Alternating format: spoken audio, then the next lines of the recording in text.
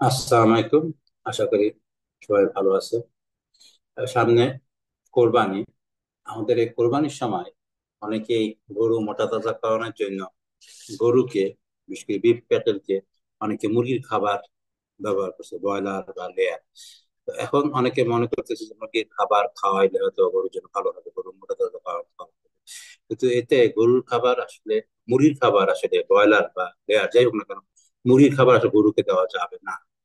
খাইলে কি সমস্যা দেখা যাচ্ছে, বিভিন্ন জায়গায় গরু ফুলে যাচ্ছে, অসুস্থ হয়ে পড়ছে, মারা যাচ্ছে। কি কারণ? এই বিষয়টা নিয়ে আমরা আলোচনা করবো। এটা হলো গরুর যে রুমে, অর্থাৎ আমাদের স্টোমাক একটা মানুষের, আর গরুর হলো স্টোমাক চারটা প্রকোষ্ঠ বিভক্ত। তার মধ্যে সেই বড় যে পার্টটা, এই পার্টটার নাম হলো রুমেন। এই রুমেনকে যদি আমরা ফুড হিসাবে দেই, প্রোটিন দেই, প্রোটিন দুই রকমের ঘটনা ঘটে। একটা প্রোটিন, একটা নন প্রোটিন। প্রোটিন আবার আনডিগ্রেডেবল এবং degradable protein, peptide, amino acid. Amino acid breakdown হয়ে অ্যামোনিয়া এবং ব্রাঞ্চ চেঞ্জ ভোলাটাইল অ্যাসিড হয়ে ম্যাকুইয়াল প্রোটিন হয়ে নিচে যায়। আর যদি আমরা নন প্রোটিন, যেমন ইউরিয়া খাওয়ায়, নন প্রোটিনটা এটা ভেঙে অ্যামোনিয়া হয়। Ammonia branch change volatile fatty অ্যাসিডের সঙ্গে যুক্ত হয়ে মাইক্রোবস তৈরি করে, মাইক্রো প্রোটিন। অর্থাৎ গরুর যে প্যাটে, সেখানে অনেক জীবাণু থাকে, যেখানে আমরা বলি, ইংলিশে বলি মাইক্রোবস। আর রুমের মধ্যে ব্যাকটেরিয়া, প্রোটোজোয়া, ফাঙ্গাস, আর্কিয়া, এগুলি থাকে। এগুলো এই অ্যামোনিয়া গ্রহণ করে এটাকে সে মাইক্রোবিয়াল প্রোটিন করে, গরু পরে এইটাকে হজম করে। গরুকে সেজন্য আমরা যদি নিম্নমানের, যেমন যদি আমি ইউরিয়া দিই, ইউরিয়া কিন্তু ভালো প্রোটিন দেওয়া, নিম্নমানের প্রোটিন দিলেও সেই ব্যাকটেরিয়াকে কাজে লাগে। আর যদি আমরা অতিরিক্ত প্রোটিন দিই, সেটা কিন্তু তার শরীর থেকে অ্যামোনিয়া, অ্যামোনিয়াতে লিভারে ইউরিয়া তৈরি করবে, ইউরিয়া হয়ে কিডনি হয়ে পেশাব দিয়ে বের হয়ে যাবে। তো গরুর ক্ষেত্রে, তার ইয়ের ক্ষেত্রে কি বলে, এই রুমেনের এটা গুরুত্বপূর্ণ।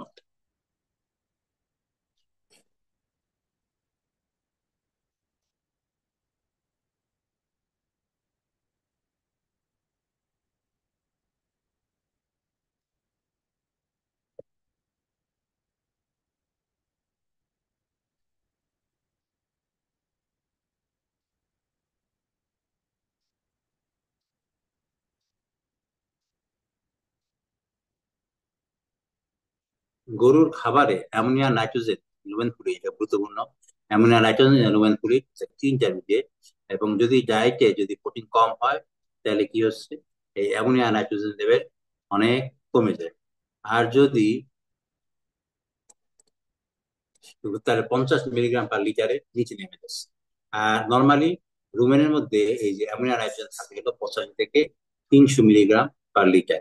আর আমি যদি তাকে প্রোটিন বেশি খাইতে দিই, তাহলে এই 85 থেকে 300 মিলিগ্রাম বেশি চলে যাবে। অতিরিক্ত অ্যামোনিয়াটা কি হচ্ছে, তার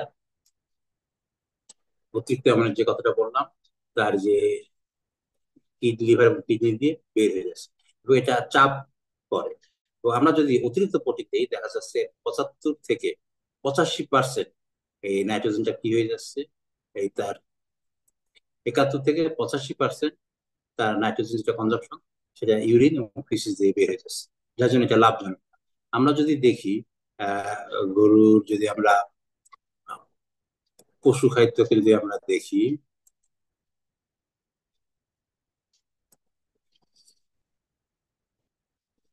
এখানে যদি আমরা দেখি, গরুর যদি যে ওজনই হোক না কেন, আমরা দেখতেছি গরুর প্রোটিন দরকার হলো প্রায় 7%, 7, 9, 8, 10, 12। 12%-এর নিচে, 12%-এর উপরে কিন্তু কোথাও দরকার পড়ছে না। সর্বোচ্চ আমরা দেখতেছি 12% প্রোটিন দরকার। এবং ক্যালসিয়ামও দরকার 0.178 এরকম। আমরা দুজন গবেষণা করেছি। আমি করেছি ইংল্যান্ডের নিউক্যাসল ইউনিভার্সিটিতে। সেখানে আমি ইনভিট্রোতে গবেষণা করে দেখতে গেছি, গরুতে যদি পশু খাদ্যে 6%-এর নিচে যদি প্রোটিন থাকে, তাহলে তার গ্রোথ বন্ধ হয়ে যায়। তাহলে গ্রোথের জন্য 6%-এর বেশি হইতে হবে, যার জন্য যেখানে দেখা যাচ্ছে 7, 8। এবং আমাদের আরেকজন শিক্ষক, সিলেট কৃষি বিশ্ববিদ্যালয়ের আরেকজন শিক্ষক, উনি বাংলাদেশ কৃষি বিশ্ববিদ্যালয়ে উনি গরুকে বিভিন্ন লেভেল প্রোটিন খাওয়াই দেখেছেন। উনি দেখেছেন যে 6%-এর নিচে খাওয়াইলে গরুর ওজন কমে যায়। সেক্ষেত্রে যদি বেশি, 8, 10, 12, এবং ওনারও গবেষণায় দেখা গেছে 12% প্রোটিন পেলে গরুর জন্য ভালো। যেই গাভী দুধ দেয়, সেখানে প্রোটিন বেশি দরকার, 14, 16 বা 18। 18-র উপরে কোনো অবস্থাতেই গরুকে 18%-এর বেশি বা 17%-এর বেশি প্রোটিন দেওয়া যাবে না। এই গবেষণাটা আমি করেছি ইংল্যান্ডে, এবং আমার আরেক ছাত্র পিএইচডি ইংল্যান্ডে, সেও এই গবেষণাটা করেছে। এখন আমরা যদি দেখি মুরগির খাদ্যে কি থাকে, আমরা যদি দেখি এখানে এখানে যদি আমরা দেখি, মুরগির খাদ্যে আমার প্রোটিন দেখা যাচ্ছে কত, প্রায় 21%। ব্রয়লার ফিড, ব্রয়লার স্টার্টার হোক বা ফিনিশার হোক, ফিনিশারে একটু কমলেও সেখানে কিন্তু প্রায় একুশের মতন বা 20। আর ব্রয়লার স্টার্টারে তো অনেক, তার মানে প্রোটিন লেভেল অনেক বেশি। এই অতিরিক্ত প্রোটিন কি হবে, তার কিডনি দিয়ে যখন বের হতে যাবে, বা লিভারের উপর চাপ পড়বে, লিভার বা কিডনি কি হয়ে যেতে পারে, নষ্ট হয়ে যেতে পারে। আরেকটা দেখেন, এমি মানে energy, metabolic energy, kilo calorie per KG. মুরগির খাবারে প্রায় 3,000 কিলো ক্যালোরি সে এনার্জি তার লাগছে।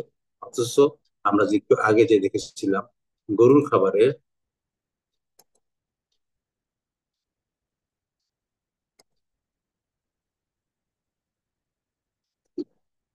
গরুর খাবারে হচ্ছে নেট এনার্জি 0.44, মানে নেট, মানে আমরা যেটা বলছিলাম সেই করলে, যদি আমরা 2.2 দিয়ে, এটা পাউন্ড যে আছে, পাউন্ডকে আমরা 2.2 দিয়ে গুণ করলে হচ্ছে হলো এটি তার প্রায় 1,000 মিলো, যে মেগা আছে, মেগা, তাতে এনার্জি কিন্তু অত বেশি দরকার পড়ে না। এখন আমি যদি এনার্জি বেশি মানে কি, সেখানে কার্বোহাইড্রেট বেশি থাকবে, সলুবল সুগার বেশি থাকবে। এবং এই সলুবল সুগার যদি বেশি থাকে, আমরা যদি দেখি গরুর হজমটাকে, যদি আমরা আবার একটু দেখি, আমরা যেমন প্রোটিনের হজম দেখলাম, আমরা যদি এখন কার্বোহাইড্রেটের ডাইজেশন দেখি,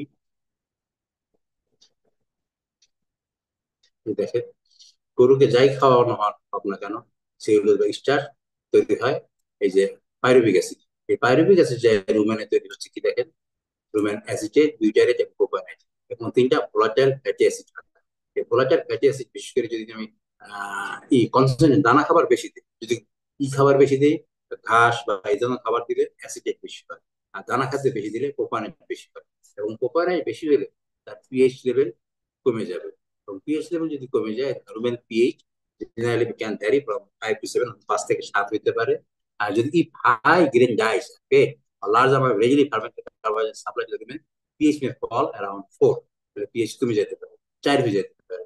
আর low rumen pH may cause acidosis ruminants, which cause great economic loss, develop gut disease। R rumen pH যদি কমে যায়, তাহলে acidosis যেতে পারে, পেট ফুলে যেতে পারে, গরু মারাও পর্যন্ত যেতে পারে। আমি আশা করি আপনারা বুঝতে পেরেছেন যে গরুকে কেন মুরগির খাবার দেওয়া যাবে না। আমরা অনেকে মনে করি গরু মোটা তাজাকরণ করতে মুরগির খাবার দিলে ভালো, না কোনো অবস্থায় ভালো না। হ্যাঁ, গরুকে আমরা যে খড় খাওয়াই, খড়ের পুষ্টিমান খুবই কম, খড়ে মাত্র 4% পর্যন্ত প্রোটিন থাকে। সেই ক্ষেত্রে আমরা খড়ের সঙ্গে ইউরিয়া মোলাসেস যে আমরা করি, এই ইউরিয়া যে দেওয়া হয়, ইউরিয়াতে নাইট্রোজেন থাকে প্রায় 46%। আমরা সেখানে 3% পর্যন্ত আমরা সাজেস্ট করি।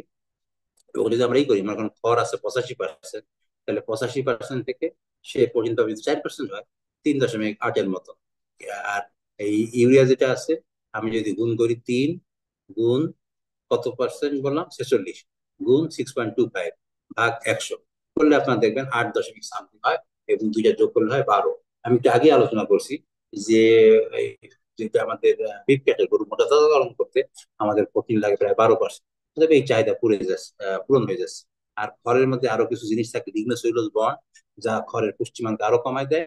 এই ইউরিয়া মোলাসেস স্টক খাওয়াইলে দেখা যাচ্ছে যে সেই লিগনোসেলুলোজ বন্ডকে ভেঙে যাচ্ছে, প্রোটিনের চাহিদা পূরণ করতেছে। এবং মোলাসেস থেকে, সিটাগুড থেকে আসতেছে সলুবল কার্বোহাইড্রেট, যা কিটো অ্যাসিড হিসেবে ইউরিয়ার সঙ্গে যুক্ত হয়ে অ্যামাইনো অ্যাসিড তৈরি করতেছে। এবং আরেকটা জিনিস হলো, এর মধ্যে সালফার থাকে। আমাদের প্রোটিন তৈরি করার জন্য প্রথম অ্যামাইনো অ্যাসিড, এটার নাম হলো মেথিওনিন। আর মেথিওনিনের মধ্যে থাকে হলো সালফার, যার জন্য ইউরিয়া মোলাসেস দরকার। যেমন উদাহরণ দিই, আপনি রান্না করার জন্য সবকিছু কিনছেন, কিন্তু যদি ম্যাশ না থাকে, তাহলে দেখা যাবে যে জাল দিতে পারবে না। সবকিছু কিনলো, গোস্ত মাছ সব কিনলেও রান্না যেমন করতে পারবে না। কিন্তু সালফার না থাকলে প্রোটিন সিনথেসিস হবে না। সালফারটা আছে সেটা। এই জন্য গরুকে মোটা তাজাকরণ করতে আপনারা দিতে পারেন, কি বলে, ইউরিয়া মোলাসেস ট্রিটেড স্ট্র দিতে পারেন। আরেকটা হলো কৃমি দমন করার জন্য, কৃমির বিভিন্ন রকমের ওষুধ আছে। যদি আপনি কৃমির ওষুধ না খেতে চান, খাওয়াইতে চান, তাহলে আপনি খাওয়াইতে পারেন হলুদের গুঁড়া অথবা রসুন। যে কোনো একটা খাওয়াইলে আমরা দেখছি কৃমি অনেকখানি কমে। আপনি তার যে দানা খাদ্য আছে, দানা খাদ্য যদি 100 কেজি হয়, 100 কেজির মধ্যে 3%, সরি 3 না, 0.3, 100 কেজি খাবারের মধ্যে 300 গ্রাম এখন এই রেশিওতে আপনি হলুদ অথবা রসুন মিশিয়ে আপনি গরুকে খাওয়াইলে আমরা দেখছি এই কৃমি অনেকখানি কমতে পারে।